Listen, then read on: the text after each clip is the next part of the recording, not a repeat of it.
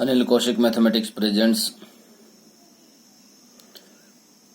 Chapter 5 line and angles of 7th class mathematics. प्यारे विद्यार्थियों, आइए चैप्टर शुरू करने से पहले कुछ एक पॉइंट पर नजर डालते हैं। जिससे सबसे पहले है पॉइंट। पॉइंट क्या है? डॉट, डॉट भी बोलते हैं। ये पॉइंट है। ये एक तरह से आप मतलब कहीं भी दो सरफेस हों, जैसे लाइंस हैं, एंगल्स है, कुछ भी हो, उनके बीच में एक पॉइंट आप कहीं भी लगा सकते हैं, कहीं भी डिनोट कर सकते हैं। तो किसी भी उसको शो करने के लिए, एक डॉट को शो करने के लिए, एक जगह को शो करने के लिए, अगर सार्वभौमिक रूप से देखा जाए तो उसको क्या है, एक पॉइंट से डिनोट किया जाता है। उसके बाद है लाइन। लाइन एक तरह से आप ये समझिए कि जो दोनों तरफ एंडलेस है, एंडलेस ऑन बोथ साइड्स, दोनों तरफ एंडलेस है। उसके कोई वो मतलब निश्चित दूरी नहीं है, निश्चित डिस्टेंस नहीं है, लेंथ नहीं है, वो लाइन है। उसके बाद है line segment.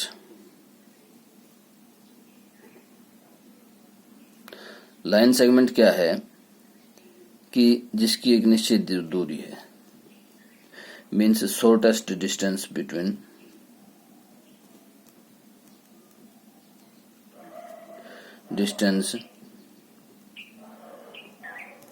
Between two points.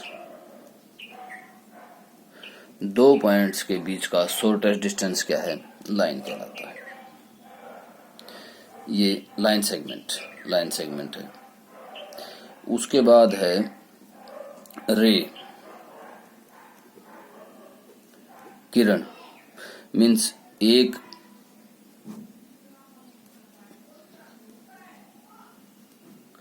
One and point have only one and point, कि उसका क्या होता है, केवल एक एंड पॉइंट होता है। वो क्या कहलाती है? रे कहलाती है। जैसे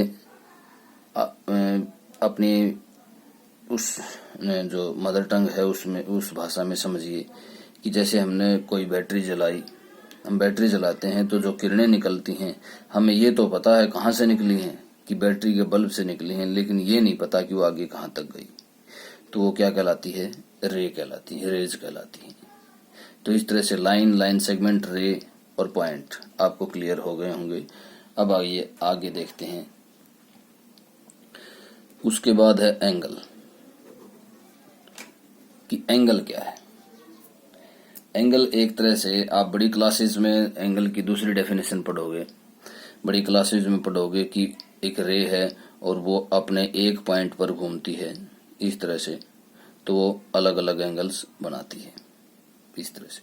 लेकिन छोटी क्लासेस में क्या है कि दो रेज हैं जो एक ही पॉइंट से निकलती हैं। रेज कह सकते हो आप इनको, या लाइन भी हैं और लाइन सेगमेंट भी, तीनों ही यूज होती हैं इस तरह से। तो ये जब ये दोनों मिलती हैं तो क्या बनता है? ये क्या कहलाता है? ये एंगल कहलाता है। तो इस तरह से आप एंगल को यहाँ पर शो करेंगे कि एंगल क्या है। उसके बाद है, आपने छठी क्लास में ये सारी चीजें पढ़ी होंगी, 6th क्लास में ये सारी चीजें आती हैं, और टाइप्स ऑफ एंगल भी आते हैं, टाइप्स ऑफ एंगल भी आपने पढ़े होंगे। अब है कॉम्प्लीमेंट्री एंगल। 7th क्लास में क्या है? Complementary angle. अगला नेक्स्ट टॉपिक है कॉम्प्लीमेंट्री।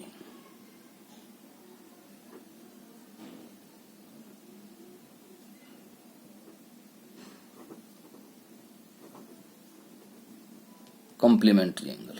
कॉम्प्लीमेंट्री एंगल क्या है कि sum of measure of two angle is 90 degree. Sum of two angles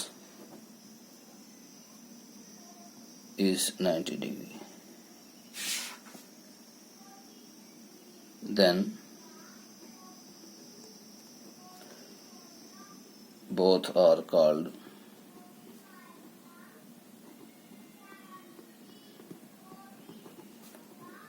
complementary angles of each other।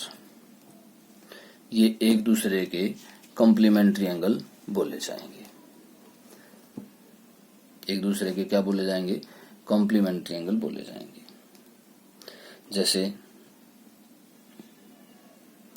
एक एंगल बना दिया जाए 30 का, दूसरा एंगल बना दिया जाए 60 का, तो ये क्या है? 30 + 60 कितना हो गया? 90 डिग्री। तो ये दोनों क्या हैं? ये कॉम्प्लीमेंट्री एंगल्स हैं। ये कैसे एंगल्स हैं? Complementary angles. और अब नेक्स्ट टॉपिक है सप्लीमेंट्री एंगल्स।